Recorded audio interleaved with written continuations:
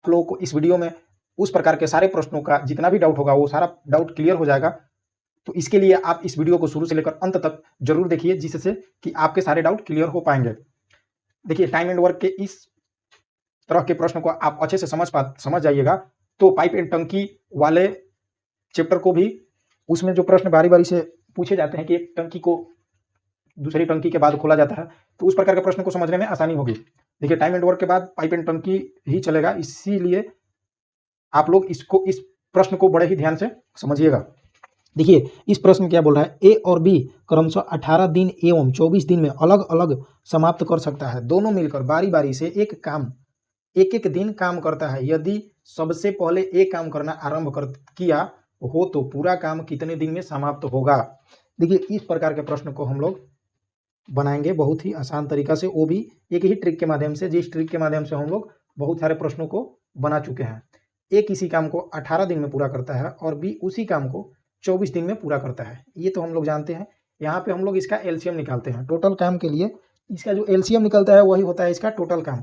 इसका जब हम लोग एलसीएम करेंगे तो ये हो जाएगा 72। देखिए, 18 चौक 72 और 24 तिहाई 72। देखिए, ए जो है एक दिन में 4 काम करता है और बी जो है एक दिन में 3 काम करता है। ये दोनों बारी बारी काम करते हैं। एक दिन ए काम किया 4 काम, और 4 काम करने के बाद वो चला गया, और दूसरे दिन बी आया और वो 3 काम किया।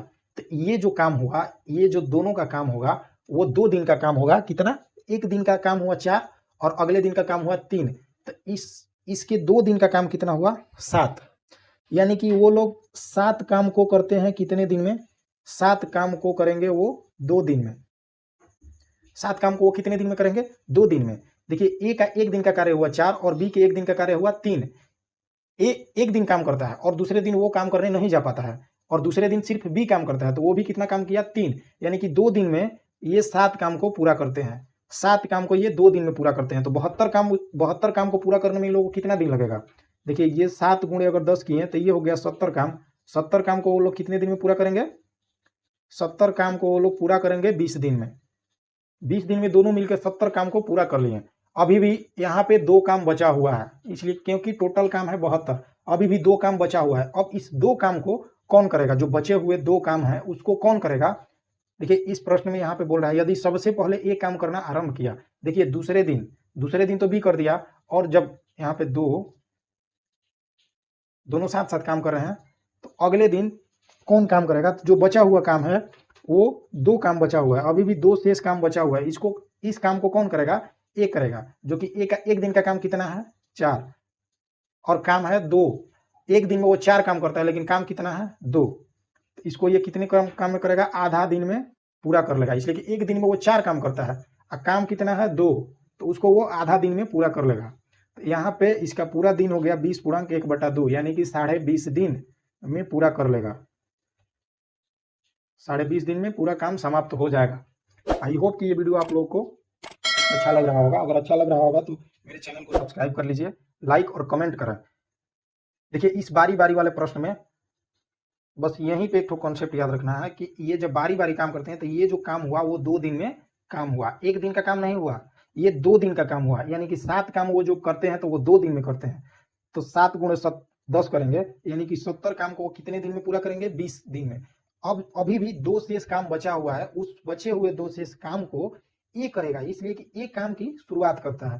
तो ये हो गया 2, और ये हो गया एक का कार्य, जो कि एक दिन में 4 काम करता है। तो 2 के बटा में 4 कर दिया, और ये आ गया 1/2, यानी कि वो आधे दिन में उस बचे हुए काम को पूरा कर लेगा। अगला दिन तो काम बचा ही नहीं कि बी करेगा, तो इसीलिए कुल काम जो है वो कितना हुआ?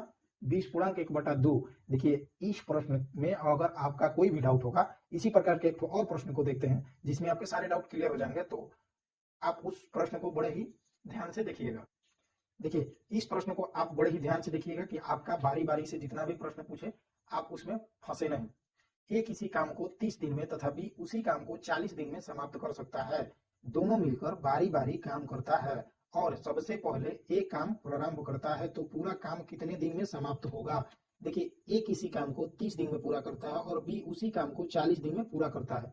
इन दोनों का जब हम लोग एलसीएम निकालेंगे तो वो हो जाएगा 120, और यही हुआ उसका टोटल काम, यानी कि कुल काम उन लोगों को दोनों को मिला के कितना काम करना है? 120 काम करना है। तो ये एक दिन में कितना काम करेगा? 4। 3 चौके 12, और बी जो है एक दिन में कितना काम करेगा, 3।